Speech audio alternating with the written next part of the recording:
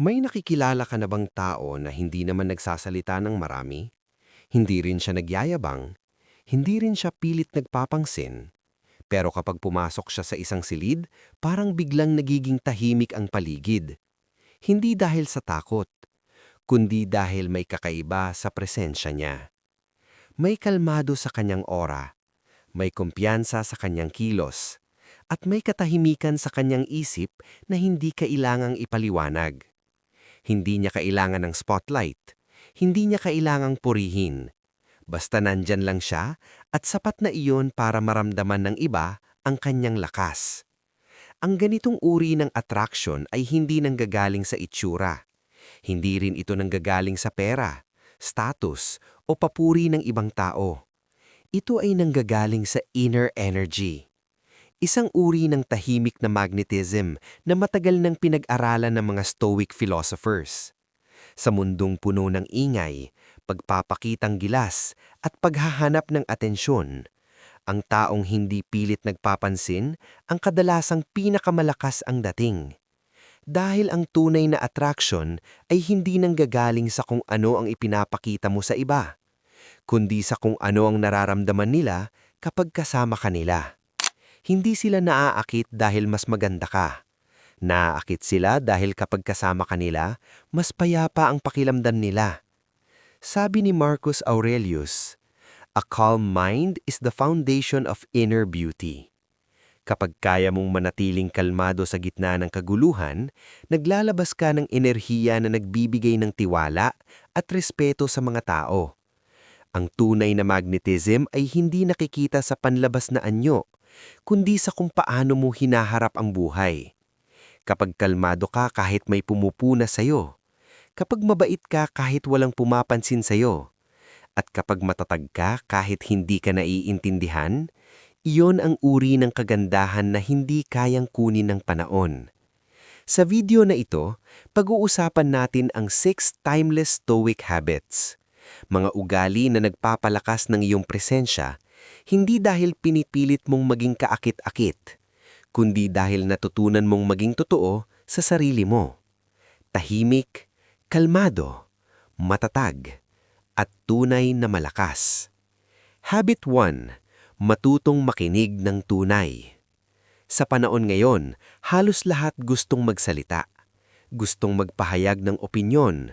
Gustong magkwento. Gustong marinig. Pero kakaunti na lang ang taong marunong talagang makinig.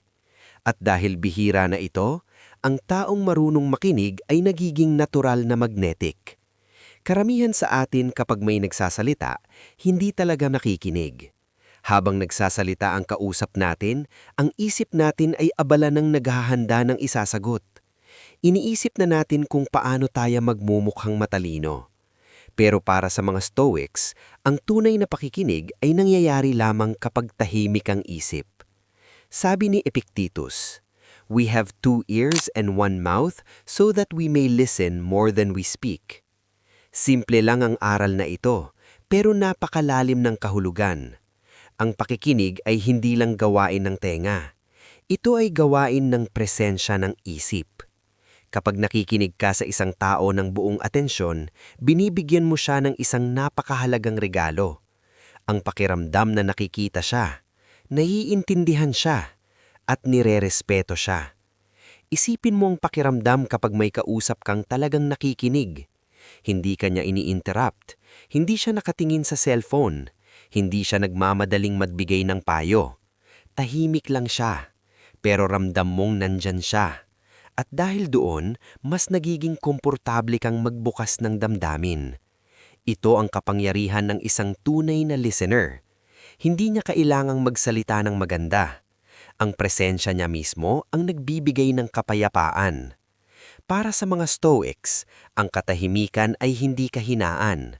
Ito ay anyo ng lakas. Kapag pinili mong makinig kaysa magsalita, ipinapakita mo ang iyong self-control. Hindi mo kailangang patunayan ang sarili mo. Hindi mo kailangang manalo sa bawat argumento. Mas mahalaga sa iyo ang pag-unawa kaysa sa pagpapakitang gilas. At ang ganitong uri ng kababaang loob ay naglalabas ng isang kakaibang enerhiya. Isang tahimik na lakas, Isang kumpiyansa na hindi kailangang ipakita. Sa mundong puno ng ingay, pagpapakitang gilas, at paghahanap ng atensyon, ang taong hindi pilit nagpapansin ang kadalasang pinakamalakas ang dating. Dahil ang tunay na attraction ay hindi nanggagaling sa kung ano ang ipinapakita mo sa iba, kundi sa kung ano ang nararamdaman nila kapag kasama ka nila. Hindi sila naaakit dahil mas maganda ka. Naaakit sila dahil kapag kasama ka nila, mas payapa ang pakiramdam nila. Sabi ni Marcus Aurelius, "A calm mind is the foundation of inner beauty." Kapag kaya mong manatiling kalmado sa gitna ng kaguluhan, naglalabas ka ng enerhiya na nagbibigay ng tiwala at respeto sa mga tao. Ang tunay na magnetism ay hindi nakikita sa panlabas na anyo, kundi sa kung paano mo hinaharap ang buhay.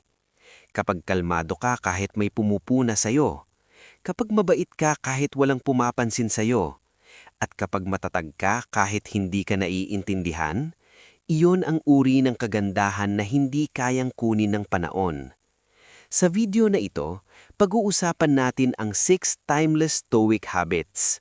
Mga ugali na nagpapalakas ng iyong presensya, hindi dahil pinipilit mong maging kaakit-akit, kundi dahil natutunan mong maging totoo sa sarili mo. Tahimik, kalmado, matatag, at tunay na malakas. Habit 1. Matutong makinig ng tunay. Sa panahon ngayon, halos lahat gustong magsalita. Gustong magpahayag ng opinyon. Gustong magkwento. Gustong marinig. Pero kakaunti na lang ang taong marunong talagang makinig. At dahil bihira na ito, ang taong marunong makinig ay nagiging natural na magnetic. Karamihan sa atin kapag may nagsasalita, hindi talaga nakikinig.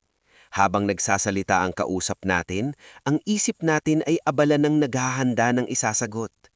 Iniisip na natin kung paano tayo magmumukhang matalino. Pero para sa mga Stoics, ang tunay na pakikinig ay nangyayari lamang kapag tahimik ang isip. Sabi ni Epictetus, "We have 2 ears and 1 mouth so that we may listen more than we speak." Simple lang ang aral na ito, pero napakalalim ng kahulugan. Ang pakikinig ay hindi lang gawain ng tenga. Ito ay gawain ng presensya ng isip. Kapag nakikinig ka sa isang tao ng buong atensyon, binibigyan mo siya ng isang napakahalagang regalo. Ang pakiramdam na nakikita siya, naiintindihan siya, at nirerespeto siya. Isipin mo ang pakiramdam kapag may kausap kang talagang nakikinig. Hindi ka niya ini-interrupt, hindi siya nakatingin sa cellphone, hindi siya nagmamadaling magbigay ng payo. Tahimik lang siya, pero ramdam mong nandyan siya. At dahil doon, mas nagiging komportable kang magbukas ng damdamin. Ito ang kapangyarihan ng isang tunay na listener. Hindi niya kailangang magsalita ng maganda. Ang presensya niya mismo ang nagbibigay ng kapayapaan. Para sa mga Stoics, ang katahimikan ay hindi kahinaan. Ito ay anyo ng lakas. Kapag pinili mong makinig kaysa magsalita, ipinapakita mo ang iyong self-control. Hindi mo kailangang patunayan ang sarili mo. Hindi mo kailangang manalo sa bawat argumento. Mas mahalaga sa iyo ang pag-unawa kaysa sa pagpapakitang gilas. At ang ganitong uri ng kababaang loob ay naglalabas ng isang kakaibang enerhiya, isang tahimik na lakas, isang kumpiyansa na hindi kailangang ipakita. Sa mundong puno ng ingay, pagpapakitang gilas, at paghahanap ng atensyon, ang taong hindi pilit nagpapansin ang kadalasang pinakamalakas ang dating. Dahil ang tunay na attraction ay hindi nanggagaling sa kung ano ang ipinapakita mo sa iba, kundi sa kung ano ang nararamdaman nila kapag kasama ka nila. Hindi sila naaakit dahil mas maganda ka. Naaakit sila dahil kapag kasama ka nila, mas payapa ang pakiramdam nila. Sabi ni Marcus Aurelius, "A calm mind is the foundation of inner beauty." Kapag kaya mong manatiling kalmado sa gitna ng kaguluhan, naglalabas ka ng enerhiya na nagbibigay ng tiwala at respeto sa mga tao. Ang tunay na magnetism ay hindi nakikita sa panlabas na anyo, kundi sa kung paano mo hinaharap ang buhay. Kapag kalmado ka kahit may pumupuna sa'yo. Kapag mabait ka kahit walang pumapansin sa'yo. At kapag matatag ka kahit hindi ka naiintindihan, iyon ang uri ng kagandahan na hindi kayang kunin ng panahon.